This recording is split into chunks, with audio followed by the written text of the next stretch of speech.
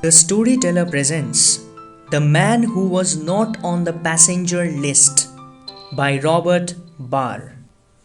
Robert Barr, born 16th September 1849, was a Scottish Canadian author and novelist. He worked as a teacher and eventually headmaster in Ontario, during which time he began contributing stories to newspapers, and eventually gave up teaching to focus on journalism, initially writing under the pseudonym Luke Sharp. The Man Who Was Not on the Passenger List first appeared as one of the 13 stories in A Steamer Chair and Other Stories, published by Barr in 1892. Robert Barr died of heart failure at his home in Woldingham, Surrey, in October 21st, 1912. The Man Who Was Not on the Passenger List by Robert Barr.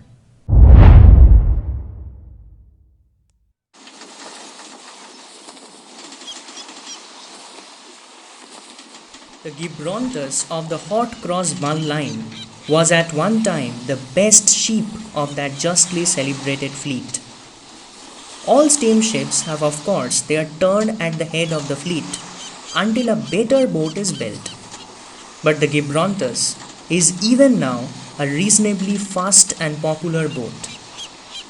An accident happened on board the Gibrontus some years ago, which was of small importance to the general public but of some moment to Richard Keeling, for it killed him. The poor man got only a line or two in the papers when the steamer arrived at New York. And then they spelled his name wrong. It had happened something like this. Keeling was wandering around very late at night, when he should have been in his bunk, and he stepped on a dark place that he thought was solid. As it happened, there was nothing between him and the bottom of the hold but space.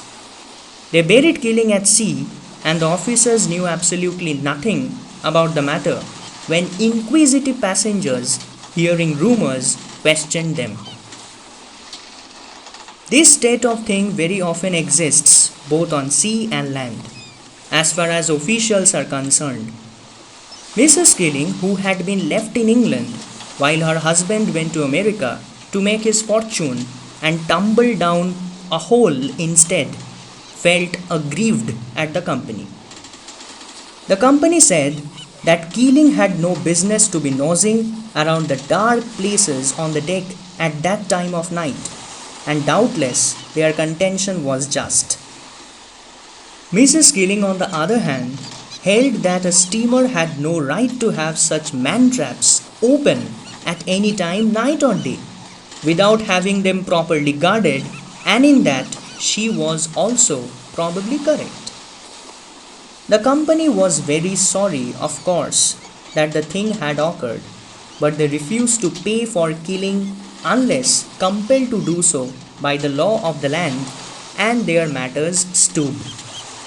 No one can tell what the law of land will do when it is put in motion, although many people thought that Mrs. Keeling had brought a suit against the Hot Cross Bun Company, she would have won it.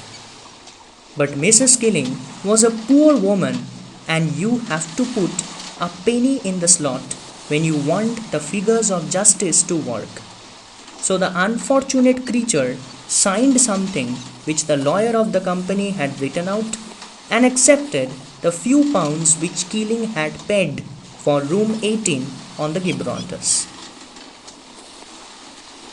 It would seem that this ought to have settled the matter, for the lawyer told Mrs. Keeling he thought the company acted very generously in refunding the passage money, but it didn't settle the matter. Within a year from that time, the company voluntarily paid Mrs. Keeling £2,100 for her husband. Now that the occurrence is called to your mind, you will perhaps remember the editorial one of the leading London dailies had on the extraordinarily circumstance in which it was very ably shown that the old saying about corporations having no soul to be condemned or bodies to be kicked did not apply in these days of commercial honor and integrity. It was a very touching editorial and it caused tears to be shed on the stock exchange, the members having had no idea before reading it that they were so noble and generous. How then was it that the Hot Cross Bun Company did this commendable act when their lawyer took such pains to clear them of all legal liability? The purser of the Gibraltars, who is now old and superannuated, could probably tell you if he liked. When the negotiations with Mrs. Skilling had been brought to a satisfactory conclusion by the lawyer of the company, and when that gentleman was rubbing his hands over his easy victory, the good ship Gibraltar was steaming out of the Mersey on her way to New York. The stewards in the Grand Saloon were busy getting this in order for dinner when a wan and gaunt passenger spoke to one of them. "Where have you placed me at the table?" he asked. What name, sir?" asked the steward. "Killing." The steward looked along the main tables, up one side and down the other, reading the cards, but nowhere did he find the name he was in search of. Then he looked at the small tables, but also without success. "How do you spell it, sir?" he asked the patient passenger. "Kewling." "Thank you, sir." Then he looked up and down the 4 rows of names on the passenger list he held in his hand, but finally shook his head. "I can't find your name on the passengers list," he said. "I will speak to the purser, sir." "I wish you would," replied the passenger in a listless way, as if he had not much interest in the matter. The passenger, whose name was not on the list, waited until the steward returned. "Would you mind stepping into the purser's room for a moment, sir? I will show you the way, sir." When the passenger was shown into the purser's room, that official said to him in the urban manner of pursers, "Might I look at your ticket, sir?" The passenger pulled a long pocketbook from the inside of his coat, opened it, and handed the purser the document it contained. The purser scrutinized it sharply and then referred to a list he had on the desk before him. "This is very strange," he said at last. "I never knew such a thing to occur before, although, of course, it is always possible. The people on the shore have in some unaccountable manner left your name out of my list. I'm sorry you have been put to an inconvenience, sir." "There has been no inconvenience so far," said the passenger, "and I trust there will be none. You find the ticket regular, I presume?" Quite so," said the purser. Then to the waiting steward, "Give Mr. Killing any place he refers at the table, which is not already taken. You have room number 18. "That was what I bought at Liverpool." "Well, I see you have the room to yourself, and I hope you will find it comfortable. Have you ever crossed with us before, sir? I seem to recollect your face." "I have never been in America." "Ah, I see so many faces, of course, that sometimes fancy I know a man when I don't. Well, I hope you have a pleasant voyage, sir." "Thank you." Number 18 was not a popular passenger. People seemed instinctively to shrink from him, although it must be admitted that he made no advances. All went well until the Gibrontus was about halfway over. One forenoon, the chief officer entered the captain's room with a pale face and shutting the door after him, said, "I am very sorry to have to report, sir, that one of the passengers has fallen into the hold." "Good heavens!" cried the captain. "Is he hurt?" "He is killed, sir." The captain stared aghast at his subordinate. "How did it happen?" "I gave the strictest orders those places were on no account to be left unguarded." Although the company had held to Mrs. Keeling that the captain was not to blame, their talk with that gentleman was of an entirely different tone. "That is the strange part of it, sir. The hatch has not been opened this voyage, sir, and was securely bolted down." "Nonsense! Nobody will believe such a story. Someone has been careless. Ask the purser to come here, please." When the purser saw the body, he recollected and came as near fainting as a purser can. They dropped Keeling overboard in the night, and the whole affair was managed so quietly that nobody suspected anything. And what is the most incredible thing in the story? The New York papers did not have a word about it. What the Liverpool office said about the matter, nobody knows. But it must have stirred up something like a breeze in that strictly business locality. It is likely the pooh poohed the whole affair. For strange to say, when the purser tried to corroborate the story with the dead man's ticket, the document was nowhere to be found. The Gibrontus started out on her next voyage from Liverpool with all her colours flying. But some of her officers had a vague feeling of unrest within them which reminded them of the time they first sailed on the heaving seas. The purser was seated in his room, busy as pursers always are at the beginning of a voyage, when there was a rap at the door.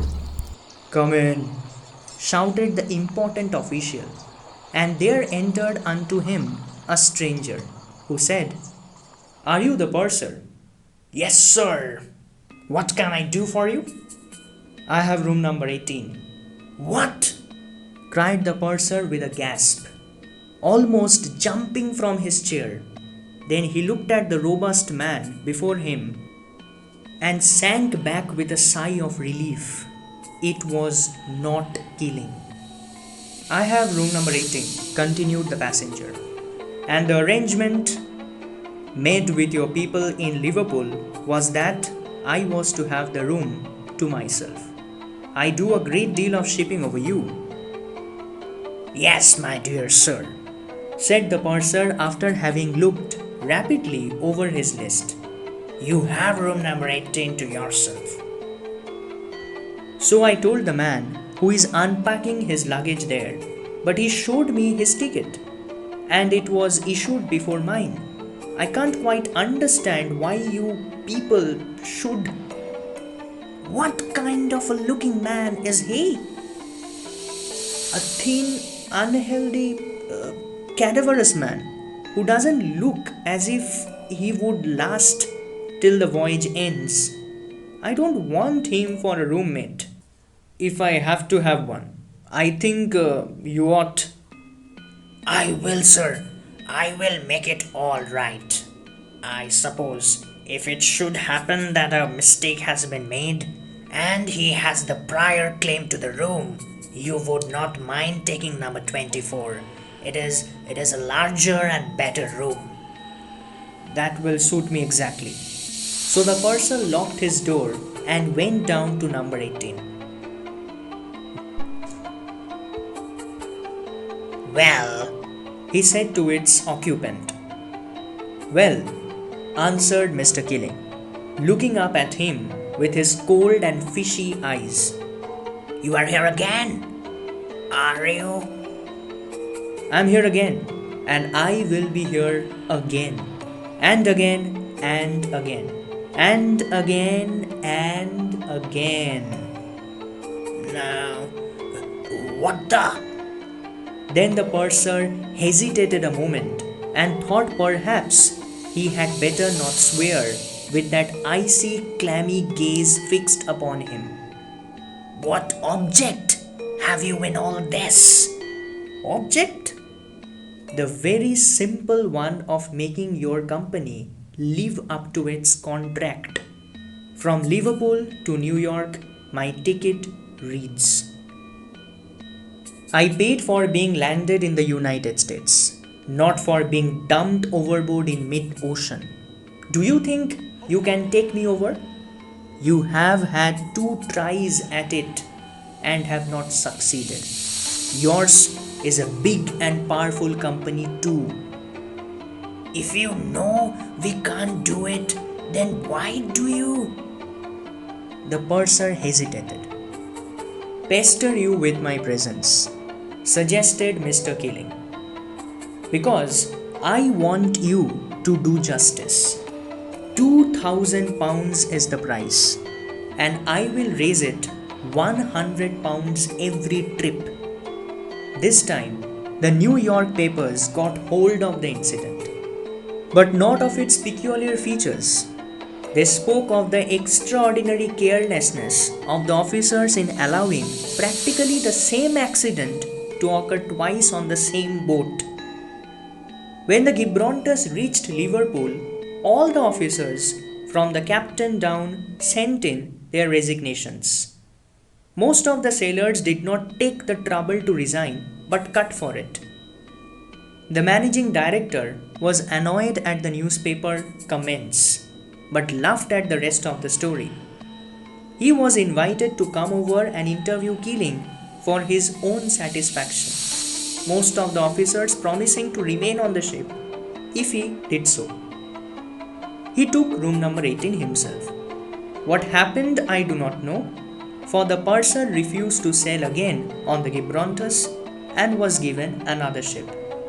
But this much is certain. When the managing director got back, the company generously paid Mrs. Killing £2,100.